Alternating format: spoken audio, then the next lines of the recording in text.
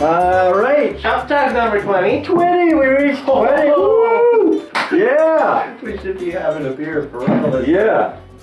Anyways, we're back and we're gonna talk about hand tools versus machine tools. Hand tools versus machine tools. Machine Why tools. and when? Machine tools? Machines? Machine?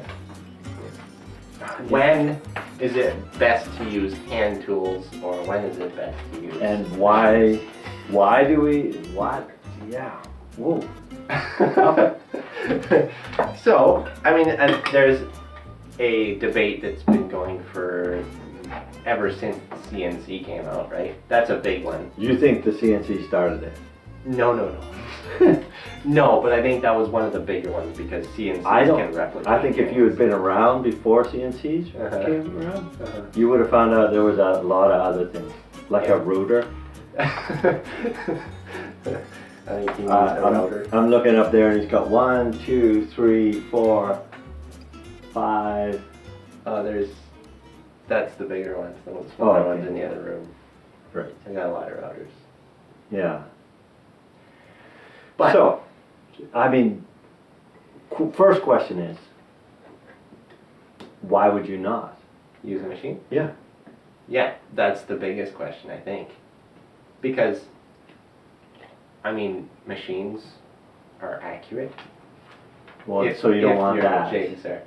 No, you don't want accuracy, especially like areas like the neck joint and stuff like that. Okay, so there's a problem there. Too much accuracy. Yeah. And what else? Speed. You don't want to do things quickly. Okay. Well, actually, some cases you don't. Yeah. It's true. But I guess there are also times when, well, a machine can very quickly screw up your work. Right.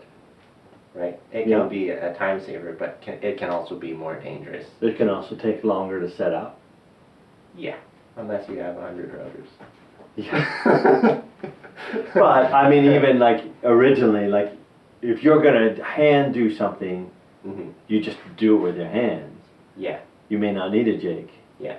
But to do it with the machine, you may have to build the jig or buy the jig. So it becomes an expense. Yeah, definitely. Time on the front end, which can be very discouraging to some people. Yeah. Oh, yeah. Some people would rather spend 70 hours over the next 2 guitars than to spend 20 hours right now doing the jig that'll last them for the next, cut their time out. And 5 minutes. Yeah, per 5 guitar. minutes per guitar. Yeah. But they just can't envision that. I mean, which is well, fair I enough. am guilty of some of that. Yeah, like I don't have a jig in a machine for every single thing. No. Which I think is a good thing. Yeah. Machines, I very much like my machines. Right. I don't have a CNC machine, but it's not because I don't want one. I don't think they make guitars that aren't as good. But there are certain parts of the guitar making process where I think it just makes more sense to use your hands. Parts where I guess there's more of a possibility of affecting the sound, right? Like carving your braces, for example. Yeah. I feel like that's...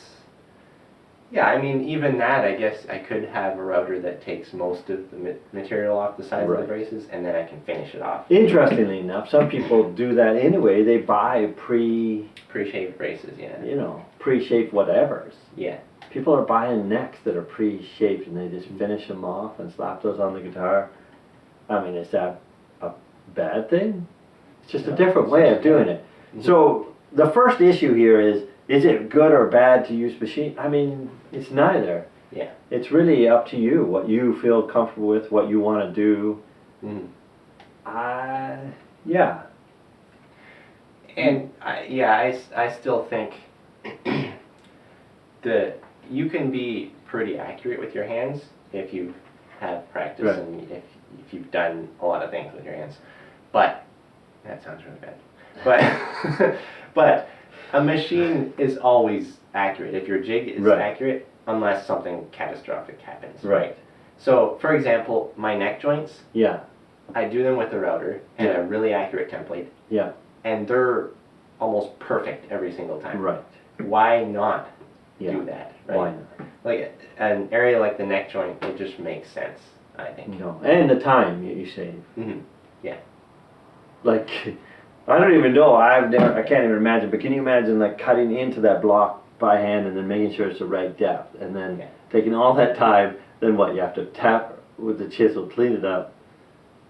Yeah. And Or then you risk cracking things. yeah. Like going too deep. I mean, you just cover it up. Mm-hmm. That's the other thing. You know, there are certain areas where you can just cover it up. I mean, it's not all 100% perfect fit. There are things that are like, because that's just life, right? And like sometimes, who cares? Yeah. If, for example, if you do, let's say your scarf joint ends up crooked, and then you're on the back, the line's like crooked instead of straight across, and you're putting a back veneer on anyways, then what difference does it make? Doesn't make any difference at all. It's still strong. Yeah. Like it's not going to make a difference. No. So why would you worry about that? Now, if it was really obvious and then you left it, you know, showed it, and then maybe you drew a black line along it. And then like a little arrow that... Yeah. That could be part of your design, maybe. Yeah. That'd be cool too. Yeah. I mean, there's just ways. Yeah. It's not like we've been talking about a couple weeks ago. We were talking about building guitars that last. There's this look side. You could build a guitar that lasts, that looks like garbage. Yeah. And plays great. Yeah. But looks like garbage. Right. Or you can figure out how to make that. And that's where I think your hands come into play. Mm-hmm. You know, you got machines to get stuff to fit together. You got machine stuff to get stuff. But I think in the end, even if you get a pre-shaped, I guess we got a pre-shaped one already sanded, but you got to sand your neck, and that sanding and that final is what gives you that final feel. Yeah. Oh, yeah. That's where the magic happens. Everything up to there is just taking off excess wood. Yeah. Wood. I mean. Yeah. Yeah. I guess almost all of the finish work is done by hand. Pretty much. I mean, how else could you do it? Mm. I had a really good discussion about sanding sides with a bunch of different luthiers. Yeah. And it was really interesting to see the difference. Some people are still sanding by hand or scraping instead of sanding. And then there's guitar makers that recognize that maybe it's not the best place to spend all that time if it doesn't make a difference. Right. You know? It doesn't affect the sound. Well, if you make the sides, then it's not great, right? But if you twisted guitar. Yeah, but if you, I mean, it's all that's the balancing act still, right? Yeah. But it's also tricky because if you tell a customer that you build entirely using machines, they don't like that. No. Which there's a certain nostalgia or a certain like romance to something that's been handcrafted. Yeah. But what does handcrafted mean? Yeah. Like when do you like go, well, you use planes? Like that's a pretty high-end tool. Yeah. Like you don't just do that by hand. Like of course not. Yeah. You use tools. Yeah, a router's a hand tool because you hold on to it. Exactly. I mean, why is a plane and a router different? One uses electricity. Yeah. They're both crafted to do something. They're both a tool. I mean, I'm also guilty of that too, though, because I really like doing things by hand. Yeah. Which is maybe... Because there's a certain romance to it. Yeah, there is. There's a feel. And when you're using a hand plane, yeah, there's nothing better than planing wood. Oh, yeah.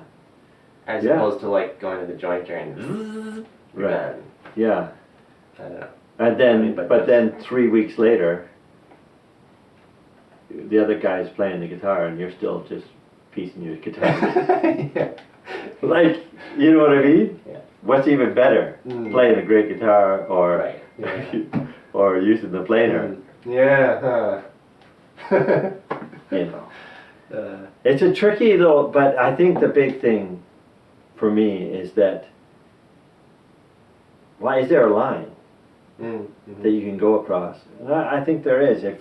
if your final shape or your final decisions are being made by a machine, then I think you've crossed the line. It's no longer a handmade guitar. Right, right. But if you're making those final decisions, you're piecing it together, and you're using machines in that process, then it's handmade. Yeah. I mean, I don't think we can get away from that. I do think that being able to use hand tools confidently is one of the most important parts of like being a guitar maker, because sometimes machines fail you. Or like, okay, so for example, if you're doing an inlay, unless you happen to have a high-end CNC machine that can swap out bits and get smaller and smaller, you're going to have corners if you want a square corner. Yeah. The only way you're getting at it is with the chisel. Yeah. The sanding, you can't.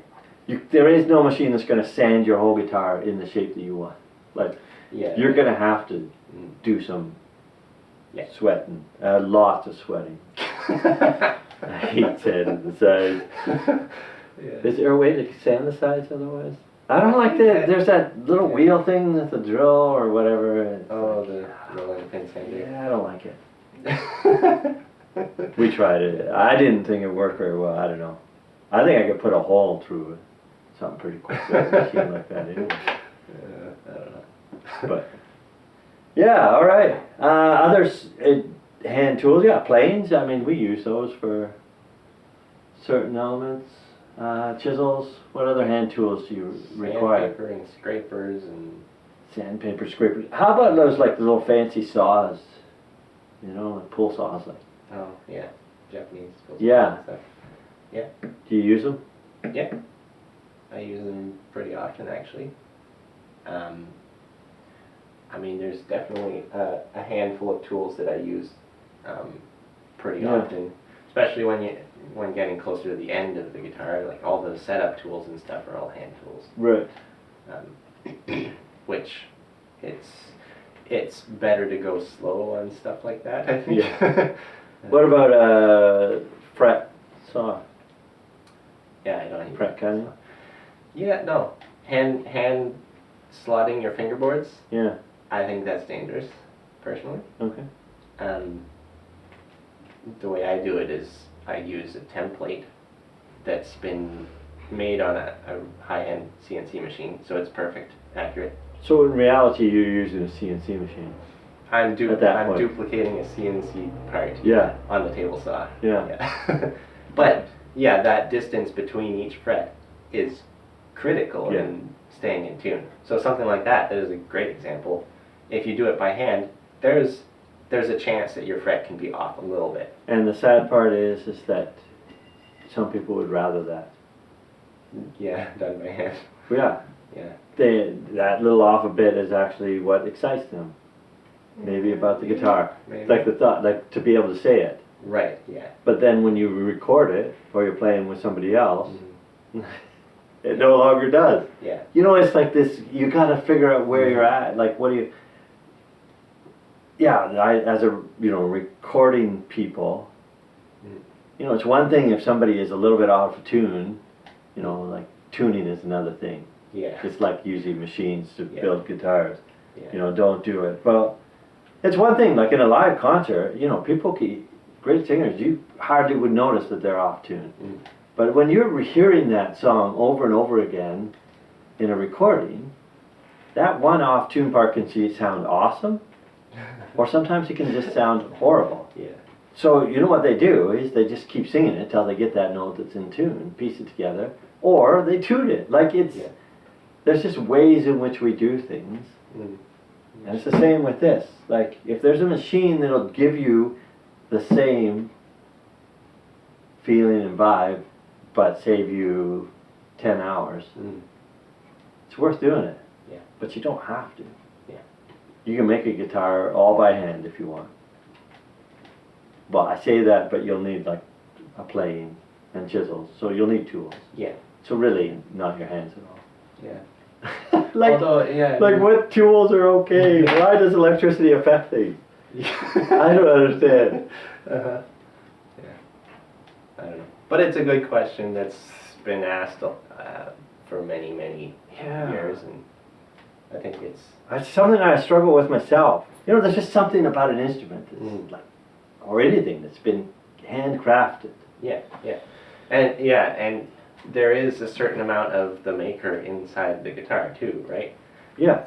Because I've talked about this before, but when you go to a guitar show and you play the luthiers guitars, it's like every guitar almost mirrors the luthier as a person. You can kind of feel them in it. Yeah, it's yeah. I don't know What if exactly how. What if they did it like all with machines? Yeah, maybe it's totally just a perception thing. Like when you meet the maker and you're like, oh, he's like a really happy person, or she's a happy. You would think of somebody who's like, oh, they're a very precise person. Right. It wouldn't surprise you that they use machines to get it, the precision. Right, That's them coming through. Yeah. Whereas somebody else is like, oh yeah, just cut. You know, I just do it quick and just slap it and the guitar sounds gritty and like yeah. There's a certain like almost sloppy feel, but in a good way. You know, like a more artistic sort of. I think there's just lots of room for different. Like I don't think I should be so critical of people who are cutting their neck joints by hand. Yeah. But I am. Just another way of doing it. Just another way of building a guitar. Yeah. But it seems like your neck joint should be more accurate than that. I mean, yeah. Well, okay. Sure. Here's I think where a line gets crossed. Okay. Anytime, like what I just did, where I said because I do it this way, that's actually the better way. Yeah. And if it's not necessarily a better way, then like we can actually prove that machines are more accurate. Yeah. So there are moments where it is a little bit better. Yeah. You know, and so when the hand, and this is where I struggle with the handmade side of things, is when people are like, I do it by hand, and I use this beautiful saw, and it becomes way more accurate, and it's more combined, and like, you know what I mean? They're selling this whole thing like as if it's going to be a better guitar because of it. Yeah. And I think that's bull. That's like when a guitar maker gets fancy Japanese chisels, it doesn't make them a better guitar maker. No, but it does make them a better chiseler. It might make them. Yeah, maybe. Maybe they'll take off more now. Yeah. Wait, it's so sharp. I just took the whole thing off. Tops gave it in, but hey, check out this chisel. Yeah, fancy tools don't equal better guitars either. And I've seen this so many times in the guitar making world. It's like this this thing where if you have these fancy tools, then you know what high quality is. Therefore, you are building high quality guitars. Yeah, that's not true. I've seen some well-known guitar makers with like cheap chisels making really great guitars. Right. Yeah. And it's not, it's just, it works for them. It's a tool. Yeah. It's not this, I don't know. And that's where the handmade part comes in. It's because of them as a person. Right. Not the machines that they use. Yeah. Not the, etc. You know, not whether it was electricity or non-electricity tools. It's about the decisions they made along the way to bring this whole thing together. That being said, I do like nice tools. Nice tools are just nice to use. Well, but it's like using the router on things. Like there's just moments where it's just nice to have it sped up and have it so that it fits. Yeah. You don't have to go chisel more off. And there's a gap there now. Fill it back in with super glue because super glue doesn't use electricity. Slap that thing all over it. Sound transfer is better because there's super glue. Of course, it's the best sound transfer. It's a super good sound transfer in there. Yeah. Or fill it with epoxy. Everybody knows. Epoxy's great. I don't know why they just don't build a whole guitar out of epoxy. Yeah. Anyway, there's lots of room for discussion, I think, and there's no answers to this topic. No. But at some point, I'm going to try and get Zach to make what are some necessary tools, that in order to build a decent guitar. Yeah, if you want to start making guitars, what tools are Yeah. necessary for That would be good. Yeah. So hopefully we can get him to do that at some point. Yeah. Otherwise, have a good weekend, and Thanks for watching, and see you next time. peace.